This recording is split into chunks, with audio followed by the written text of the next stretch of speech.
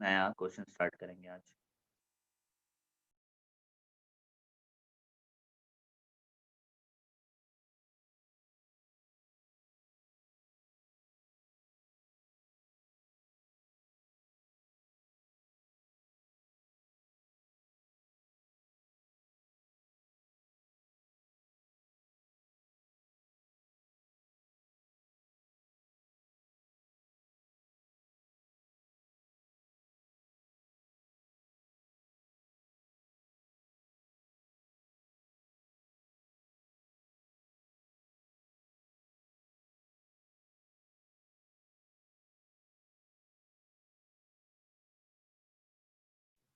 जी कोई पार्ट है तो बताएं बेटा, नहीं है तो फिर आगे बढ़ें।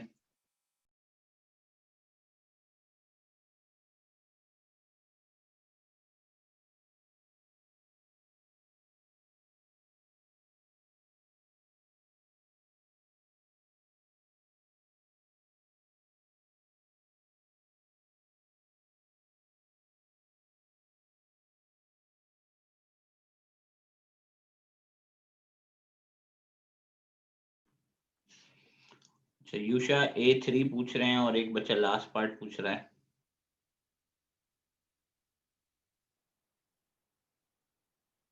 A पार्ट 2 पूछ रहे हैं एक बच्चा।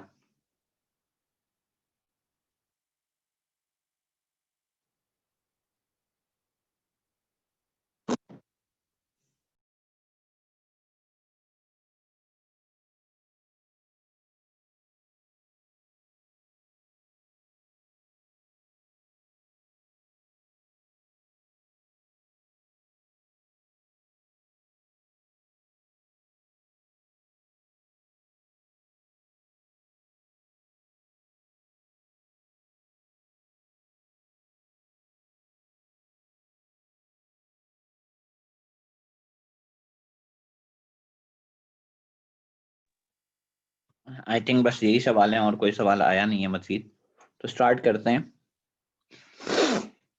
ए पार्ट टू से इन्होंने कहा है use the equation in one.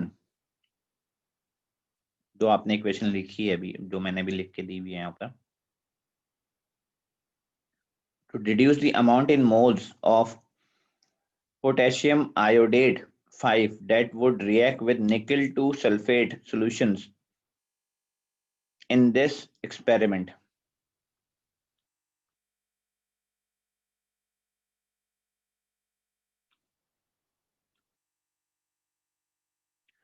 तो बेटा देखो, पोटेशियम आयोडेट 5 का फॉर्मूला ये रहा, आपको इसके मोल्स निकालने हैं। तो पहली बात ये है कि आपने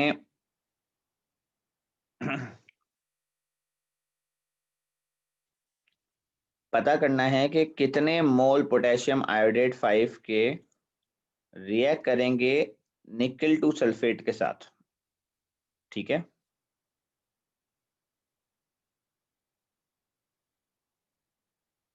तो पहले हम देख लेते हैं निकल 2 सल्फेट कितना है। तो मैंने जो पर्पल कलर से वैल्यूज हाईलाइट की हुई हैं, ये निकल 2 सल्फेट की, ये रहा निकल 2 सल्फेट, इसकी वॉल्यूम और कंसंट्रेशंस हैं। तो इनको यूज करके आप इनके मोल्स निकालेंगे, तो इसके मोल्स गालिबन ये आ रहे हैं 0.05। ठीक है बेटा, तो रेशियो मेथड के हिसाब से पोटेशियम आयोडेट 5 के मोल्स से डबल होना चाहिए 0.1। तो ये आंसर है आपका, 0.1 होना चाहिए। ठीक है बेटा, समझ में आ गई आपको ये?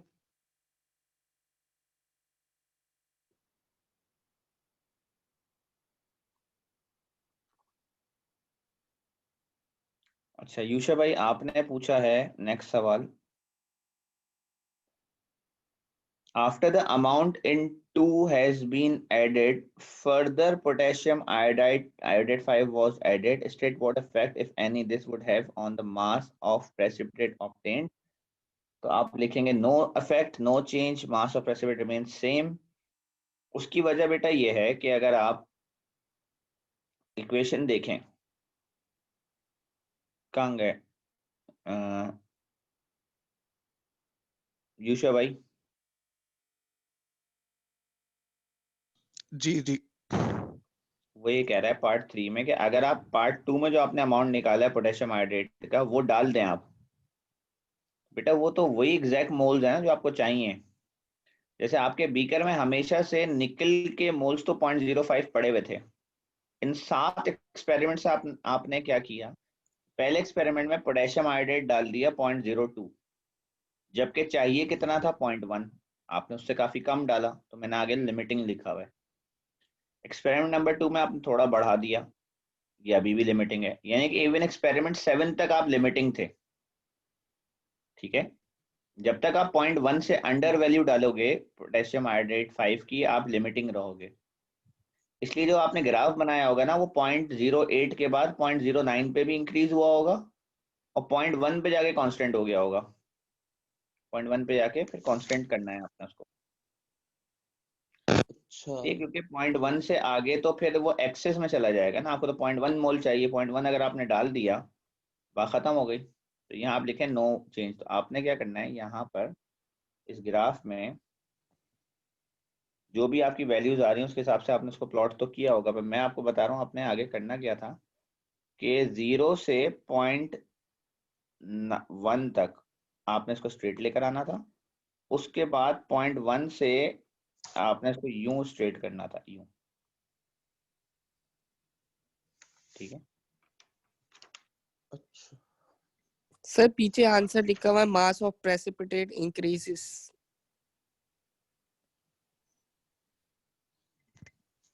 0.1 के बाद कोई इंक्रीज नहीं आएगा। ठीक है, सर कॉमन आयन इफेक्ट नहीं हो सकता?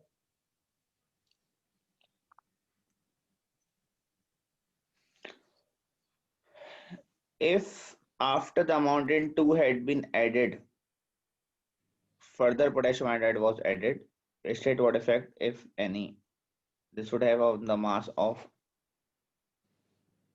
कॉमन एन इफेक्ट एक अलग बात है, बट कोई प्रेसिपिटेट मजीद फॉर्म होगा नहीं खुद से, इससे रिएक्शन से फॉर्म नहीं होगा। ठीक है, ठीक है। कॉमन एन इफेक्ट एक अलग बात है। मैं वो देख लेता हूँ उन्होंने क्या आंसर दिया हुआ है।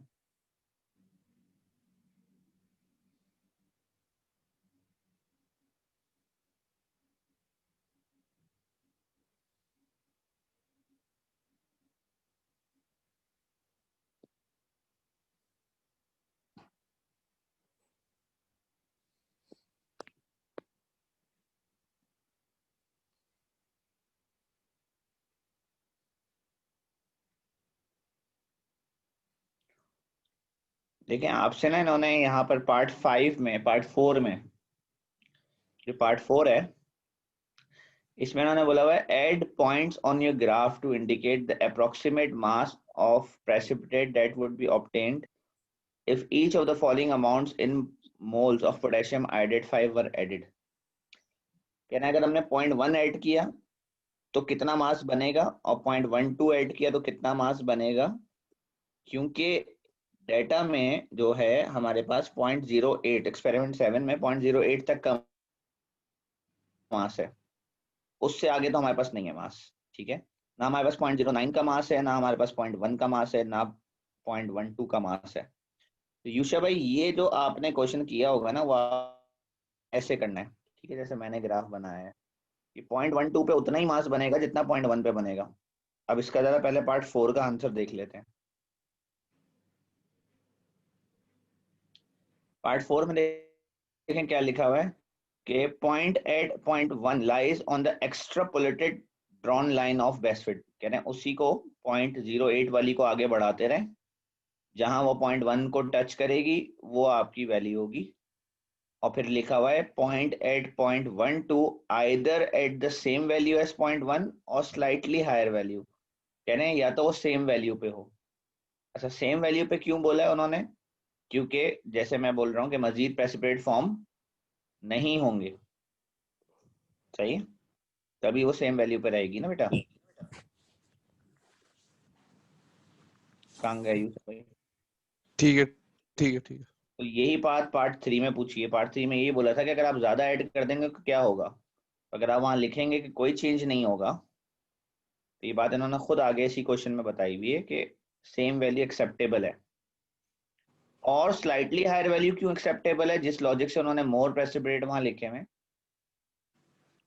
उसकी वजह कॉमन एन इफेक्ट कैसे है कि अगर आप पोटेशियम आयोडाइड 3 डालेंगे तो अंदर IO3 नेगेटिव एक्स्ट्रा आएगा, ठीक है, जिसकी वजह से थोड़े बहुत प्रेसिपिटेट और बन जाए कॉमन एन इफेक्ट की वजह से, पर मुझे उसकी कोई लॉजिक समझ में आ नहीं रही कि वो क्यों बनेंगे, क्योंकि आपने उसको निकल सल्फेट में डाला है, कोई उसमें आपने निकल आयोडेट में तो नहीं डाला।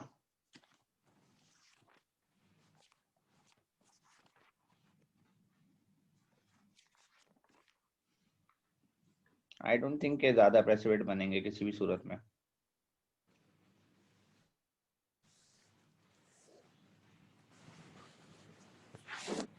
ये ज्यादा प्रेसिपिटेट तब बनते, तो कॉमन एन इफेक्ट आप कह रहे हैं ना, वो ये होता कि इस बीकर के अंदर निकल आयंस और आयोडेट आयंस पड़े हुए होते, ठीक है बेटा, और निकल आयोडेट एक इनसॉल्युबल सॉल्ट होता, ये पड़ा हुआ होता है ना, ये सॉलिड पड़ा हुआ होता, और ऊपर से आप इसके अंदर पोटेशियम आयोडेट डाल देते, तो आप कहते हैं कॉमन एन इफेक्ट हो जाएगा। ये कॉमन आयन है, ये कॉमन आयन है, प्रेसिपिटेशन हो जाएगी। आप पता है क्या एक्सपेरिमेंट कर रहे हैं? आपके पास एक बीकर है, उसके अंदर निकल सल्फेट पड़ा हुआ है, उसके अंदर आप पोटेशियम आयोडेट डाल रहे हैं, तो उसमें कॉमन एन इफेक्ट कहां पर है? उसमें तो प्रेसिपिटेशन होगी, ठीक है।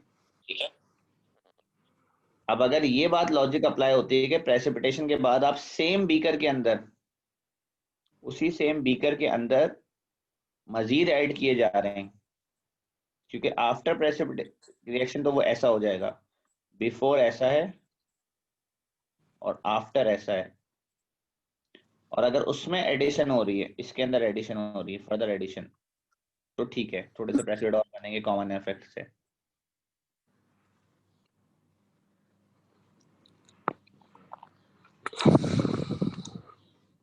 अच्छा जी, इसके बाद इन्होंने पूछा है suggest which part of the experimental procedure would make it difficult to achieve accurate results.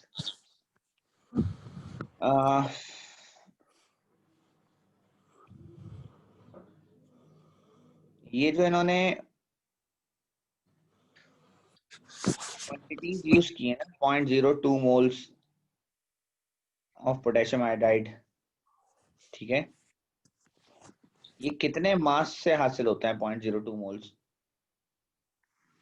0.02 मोल कितने मास में होता है?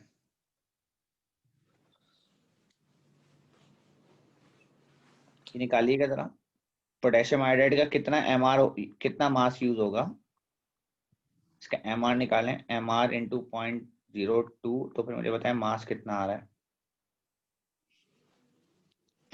बताएं जरा आंसर। जी सलमान, आप सवाल पूछ रहे हैं, आप बताओ।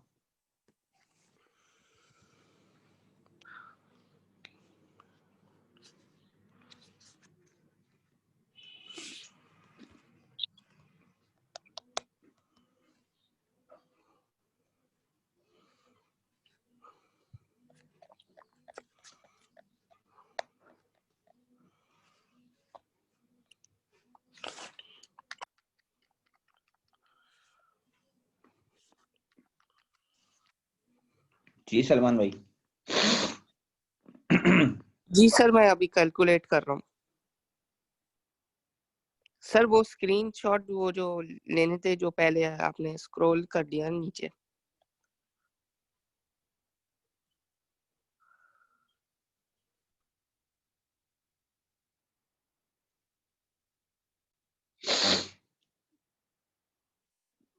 फैजान भाई ने बता दिया 4.28 आ रहा है आंसर।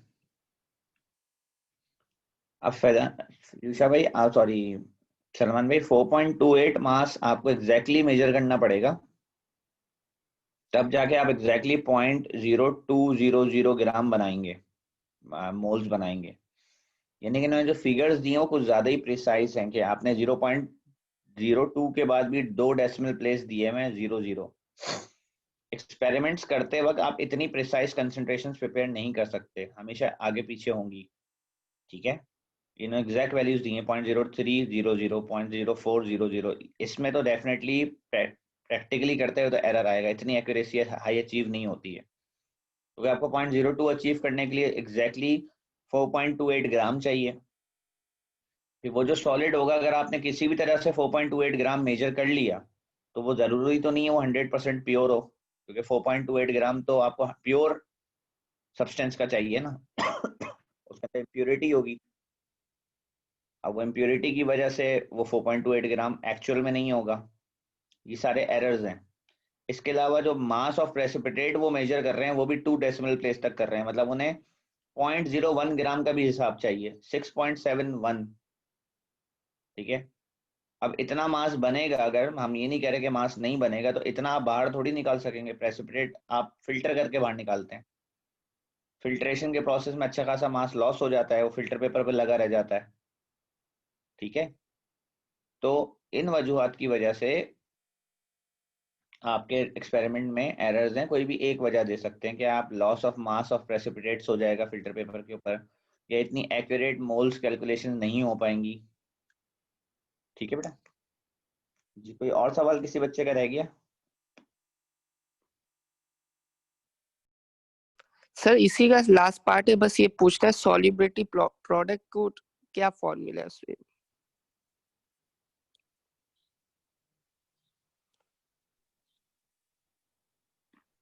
कौन सा लास्ट पार्ट?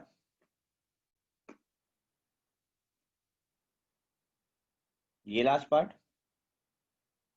जी सर, ये बस इसमें 2x लेंगे IO3 माइनस में।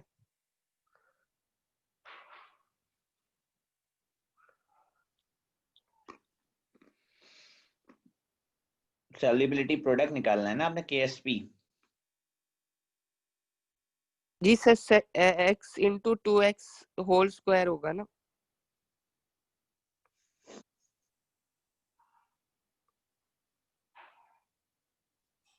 पहले तो आप कंसंट्रेशन निकालें ना निकल की।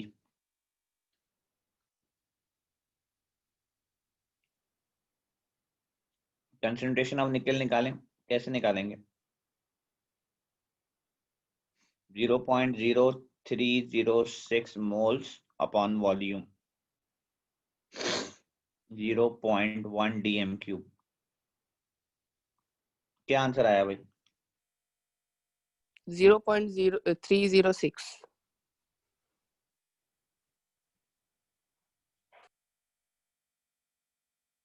कंसंट्रेशन आ गई आपके पास, ये x के बराबर है,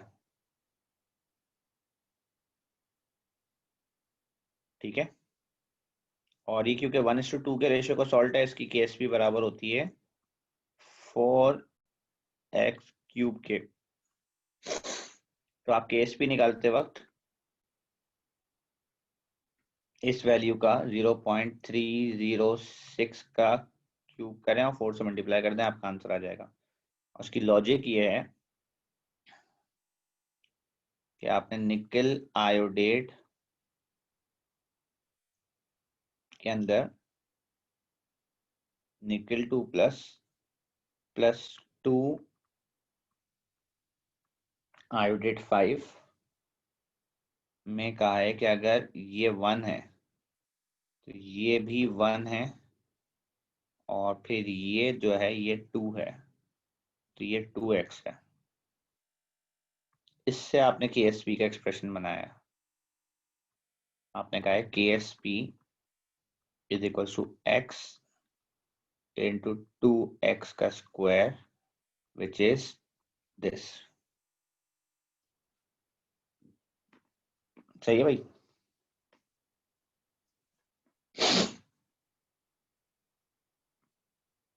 जी सलमान भाई। जी सर सही है, लेकिन सर ये बताएं, ये आपने जो इक्वेशन लिखी है ये इसके इक्वल है, x के इक्वल है सारी? कौन सी इक्वेशन भाई? नीचे जो लिखी है आपने, बॉक्स बनाया है उसपे।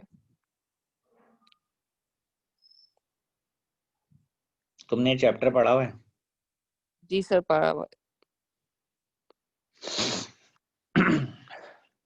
बॉक्स जिस पे मैंने बनाया है ना, ये प्रोडक्ट है आपके।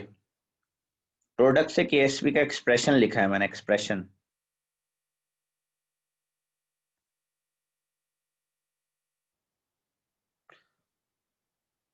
कि निकल का सही 1 है मोल है सही है। तो उसकी कंसंट्रेशन की पावर 1 रहेगी।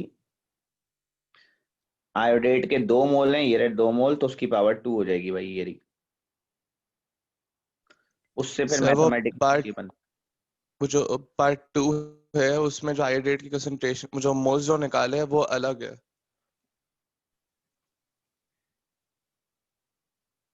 उसमें लाइक जो सबसे आखिरी जो होकर आ रहा है वो 1.24 एक्सपोनेंट -3 है। अच्छा, इधर ना लिखा हुआ है and your final answer in part 2, use this and your final answer in part 2। तो अब हमने यूज दिस का तो मतलब होगा कि ये तो यूज करना ही है। इसका मतलब है कि आयोडाइड जो है,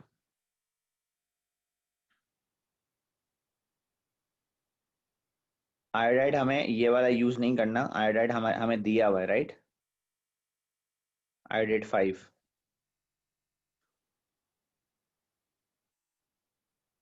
सर आयोडाइड 5 1.242 है into 10 raised to power -3 1 242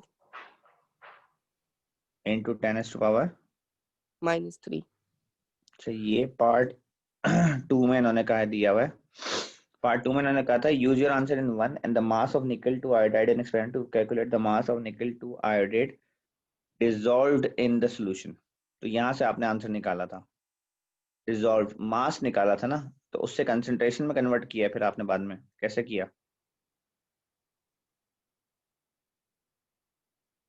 ये सही आंसर बता रहे हैं बेटा। मास कितना आया था?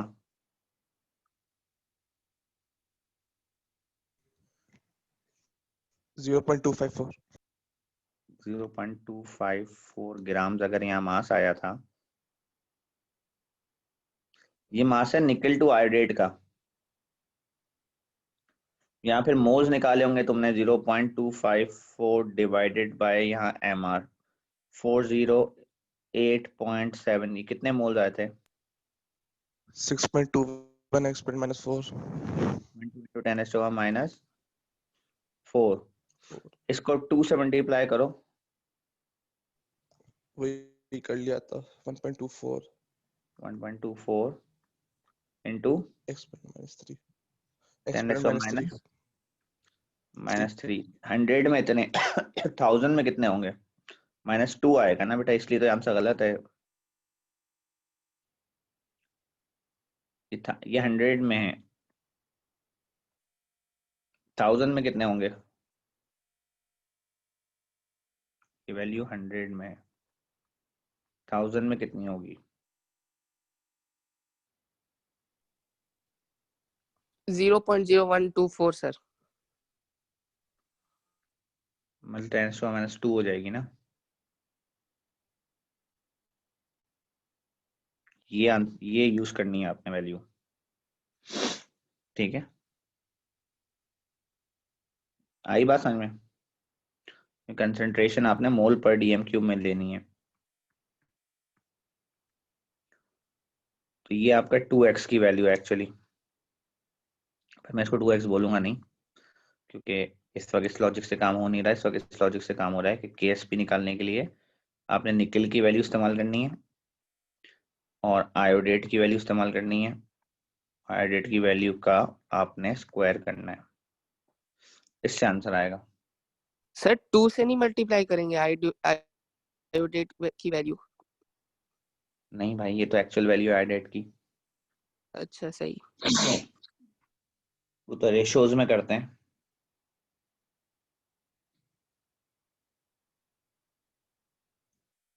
जी, क्या आंसर आया?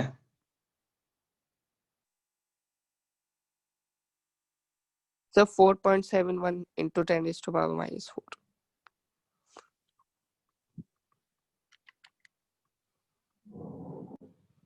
ये केएसपी की वैल्यू आएगी आपकी, ठीक है? So let's start with another question.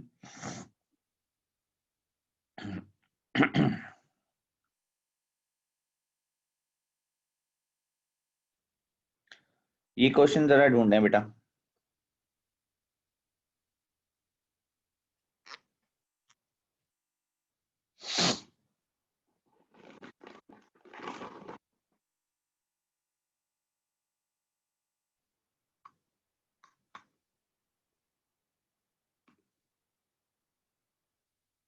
और पेज नंबर अगर कोई शेयर कर ले, किस पेज पे है ये?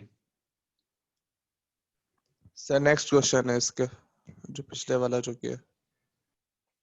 जी अच्छा, इसमें आपसे कहा है the acid dissociation constant Ka of a weak monoprotic acid Ha is to be determined from the measurement of pH change that occurs when it is titrated with an aqueous solution of sodium hydroxide।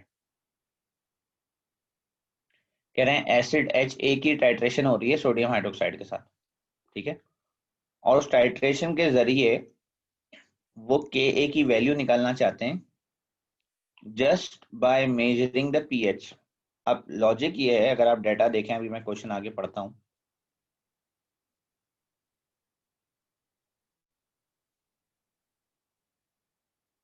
लिखते हैं,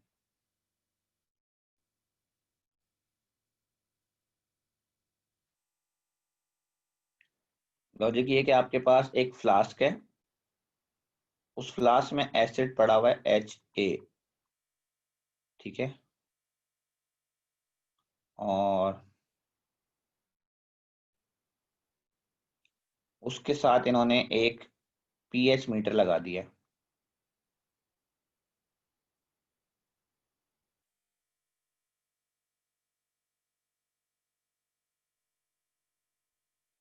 और ऊपर से एक burette से इन्होंने इसके अंदर सोडियम हाइड्रोक्साइड ऐड कर रहे हैं। तो जब सोडियम हाइड्रोक्साइड ऐड नहीं हुई थी, जीरो, उस वक्त इसका पीएच 2.41 था, तो यानी कि ये इसका इनिशियल पीएच है, ठीक है। जब ये 7 हो गया पीएच, तो इसका मतलब है इस पॉइंट के ऊपर आपकी न्यूट्रलाइजेशन हो गई।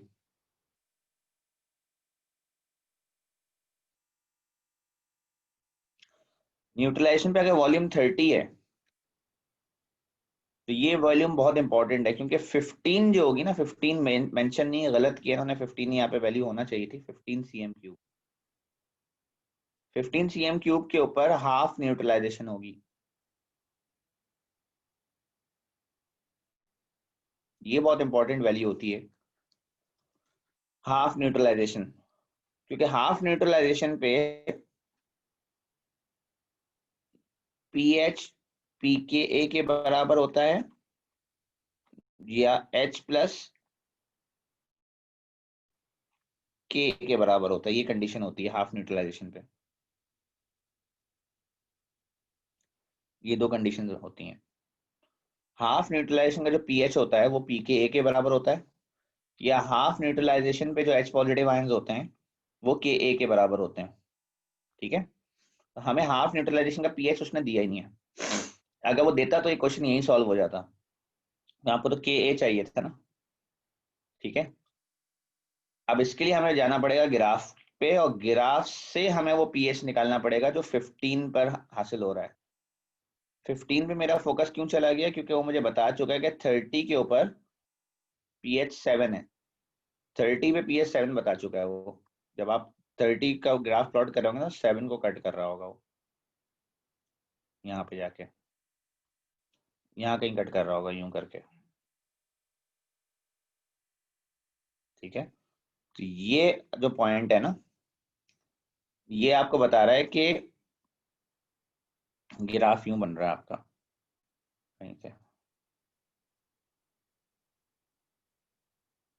ऑल्दो स्ट्रेट नहीं जाएगा आगे, यहाँ तक तो मैंने ऐसी स्ट्रेट बना दी है, ये कर्व बनेगा, it will be a curve, straight lines नहीं होंगी। ये मैं आपको बताना चाह रहा हूँ कि इसकी इंपॉर्टेंस क्या है। इसकी इंपॉर्टेंस है कि मुझे ये पीएच चाहिए यहाँ से, तब ये क्वेश्चन सॉल्व होगा। तो अब उसके लिए उन्होंने क्या किया है, 2.7 gram of acid is dissolve in 250 CM cube. तो अगर ये वॉल्यूम 25 सीएम क्यूब है, तो ये जिस कंटेनर में से निकाला गया था वो कंटेनर 250 cm क्यूब था और उसके अंदर 2.7 ग्राम HA था, उसमें से 25 cm क्यूब निकाला गया है।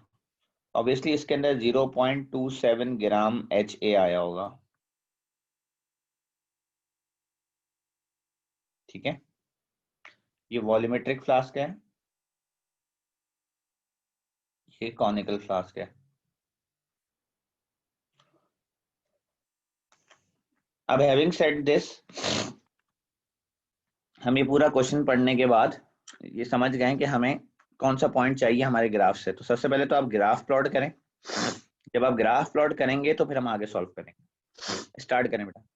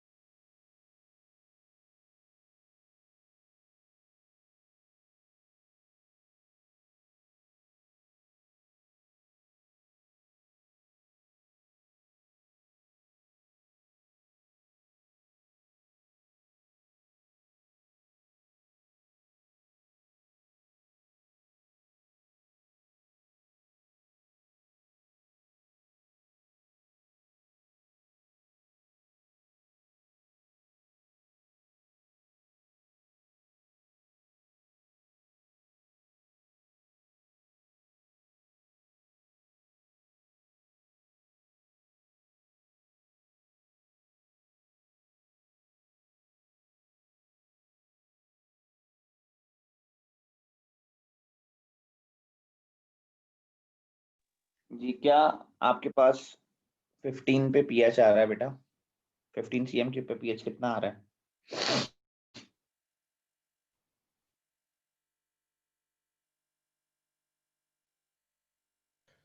सर वो कर्व कैसे बनाना है? जैसे प्लॉटिंग पॉइंट्स जा रहे होंगे वैसे। सर वो लेकिन थोड़ा वो एस टाइप का बन रहा है। जी एस टाइप के बनेगा, इस तरह का कुछ चलिए ठीक बनेगा है। ये।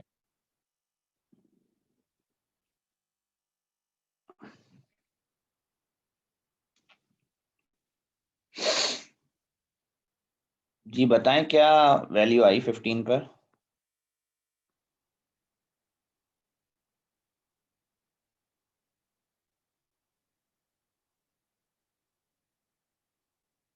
मैंने आपको आपके ग्रुप पे एक डॉक्यूमेंट शेयर किया था, उसके अंदर ग्राफ प्लॉट हुए हुए होते हैं इस तरह के क्वेश्चंस के।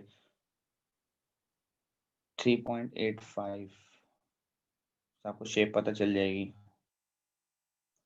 3.85 3.9 ठीक है।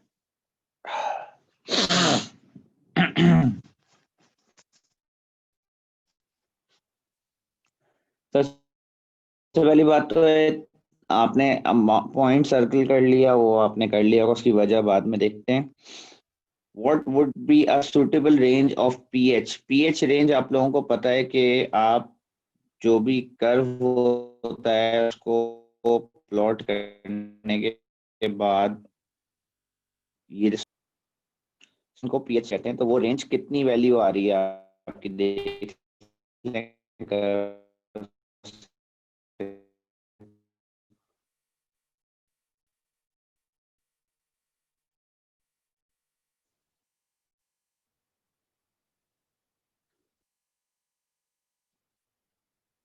ये दोनों बातें तो बेसिकली आसान है।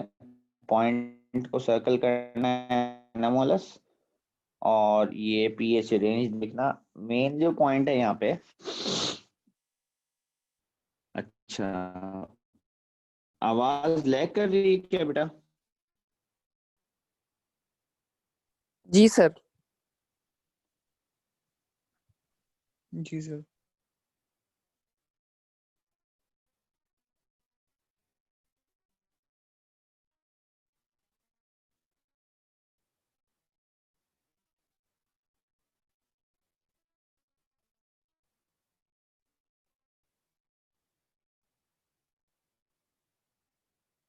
अभी ठीक आ रही?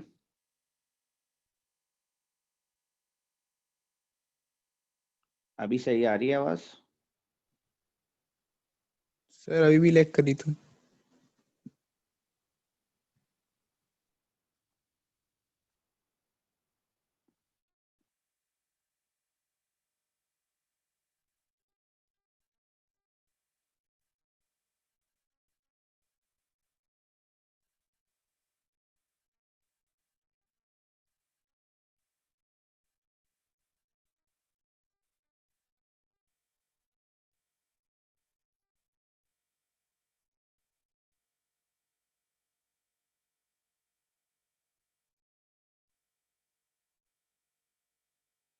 क्लियर हुई आवाज बेटा?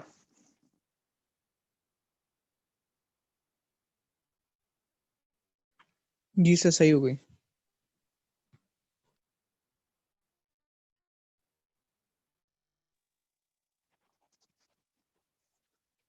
पार्ट D1 के अंदर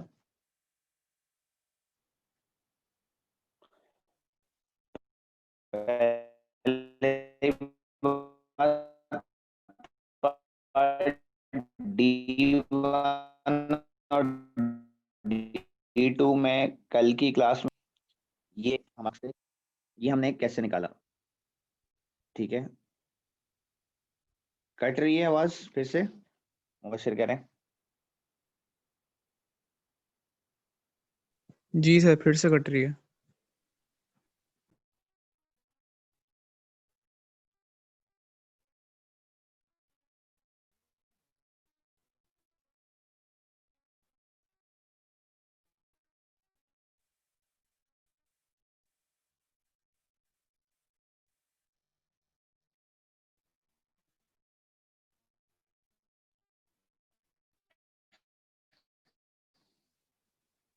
इशू है, फिर थोड़ा ऐसा मेरे पास अभी कोई अल्टरनेट इंटरनेट कनेक्शन नहीं है, मैं उसे स्विच कर जाऊँ।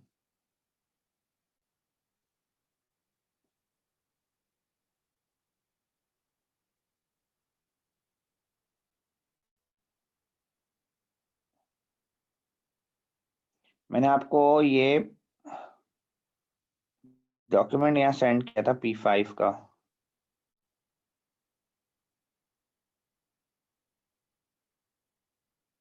ये वाला।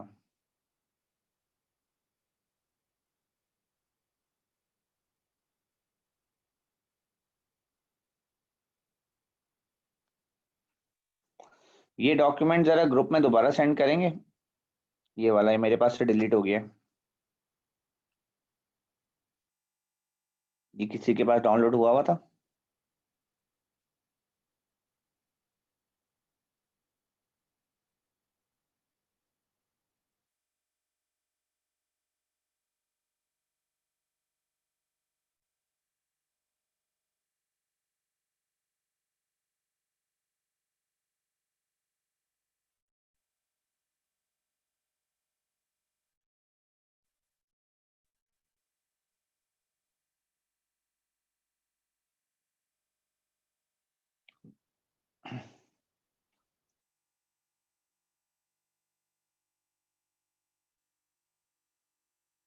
जी, ये डॉक्यूमेंट किसी के पास सेव हुआ हुआ था, वो दोबारा सेंड करें प्लीज। पेपर 5 वाला जो मैंने भेजा था ग्रुप में।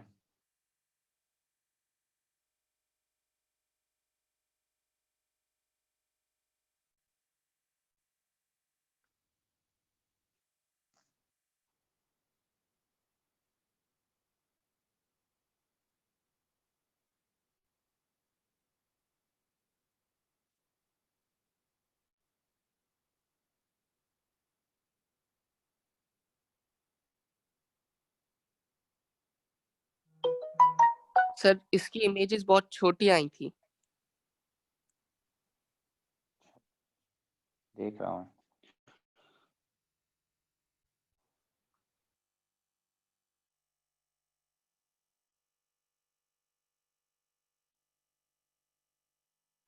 अच्छा, अब आवाज सही आना शुरू हुई है भाई?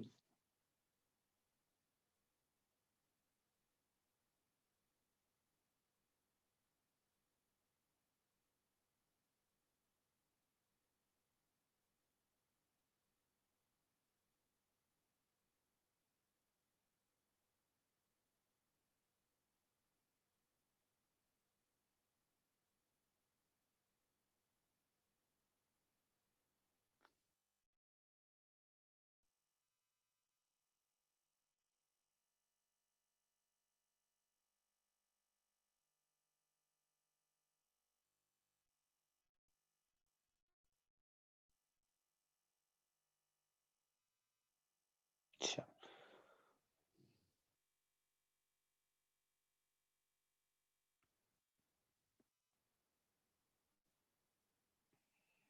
जी सलमान भाई, कहाँ छोटी इमेजेस हैं?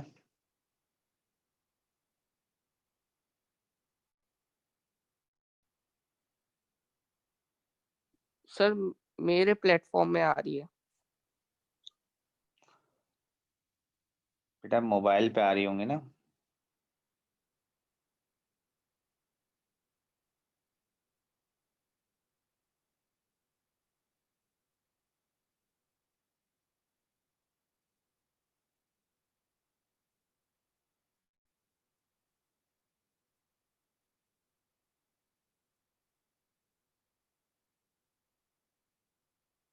देख रहा हूँ इसके अंदर एक क्वेश्चन है कि नहीं है।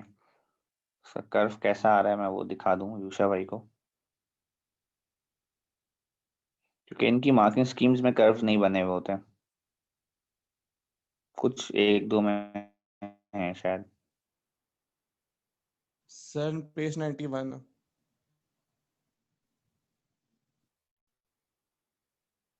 ये रहा, ये कर्व आ रहा है भाई, ठीक है।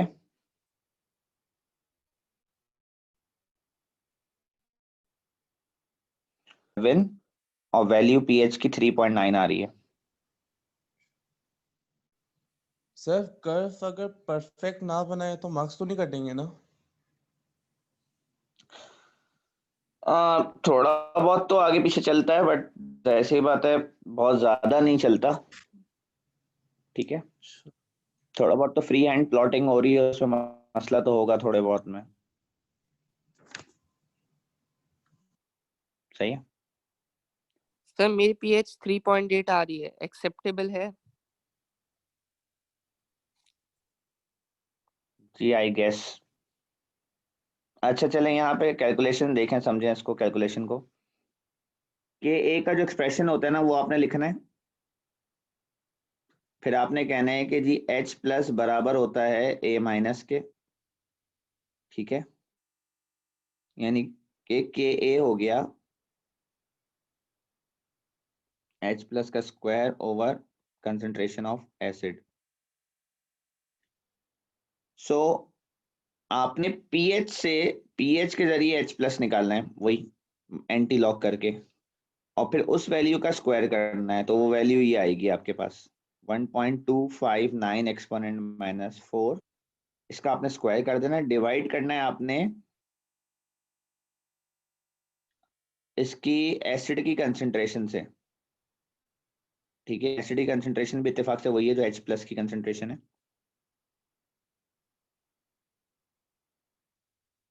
तो आपके पास के ए आ जाएगा, और फिर उस के, बस आपकी के ए की वैल्यू रिपोर्ट करनी है आपने वहाँ पे।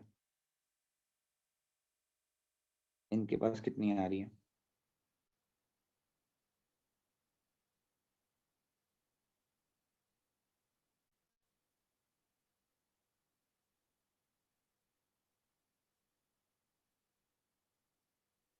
इन्होंने के की वैल्यू कैलकुलेट करके नहीं दी हुई।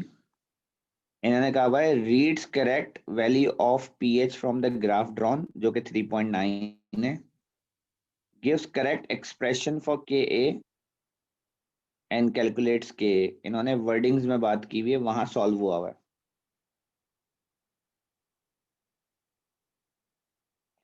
बहरहाल अभी टाइम थोड़ा सा कम है, तो इसको हम कल कंटिन्यू करेंगे, कल की क्लास में ना, इस क्वेश्चन को भी और एक और क्वेश्चन को भी। ठीक है, सर बस एक चीज समझाते हैं सर, हाफ न्यूट्रलाइजेशन आपने कैसे निकाली, मतलब कैसे डिटरमिन किया कि हाफ न्यूट्रलाइजेशन है? 30 पे 7 हो गया ना। 30 पीएच 7 हो गया, मतलब न्यूट्रलाइजेशन हो गई। अच्छा तो फिर तो 15 में 30 डालने पे अगर 7 हो रहा है, तो 30 से आधे पे आधा न्यूट्रलाइज हुआ होगा ना। हम्म आधे ठीक है। न्यूट्रलाइजेशन की इंपॉर्टेंस क्या है, वो मैं आपको कल बताऊंगा कि मैं हाफ न्यूट्रलाइजेशन को इंपॉर्टेंस क्यों दे रहा हूँ। ये कंडीशन हाफ न्यूट्रलाइजेशन पे, ये सर हाफ न्यूट्रलाइजेशन ये क्यों अप्लाई हो रही है। सर कल ओके हम थैंक पार्ट बी से स्टार्ट करेंगे। जी जी, यहीं से स्टार्ट करेंगे जहाँ से पढ़े। ठीक है, ओके। चलें।